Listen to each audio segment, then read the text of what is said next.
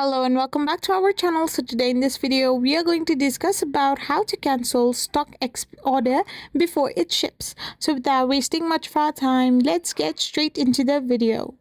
So to cancel a StockX order before it ships, the best method is to attempt self-service cancellation through your account or contact their customer support if self-service is unavailable.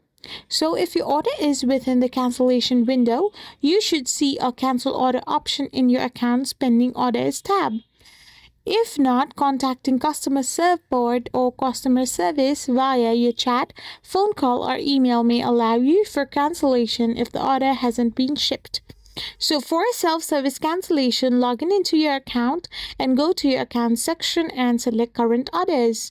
Find the order you want to cancel, and if the self-service cancellation option is available, it will appear in the pending order tab, allowing it to cancel directly from your account.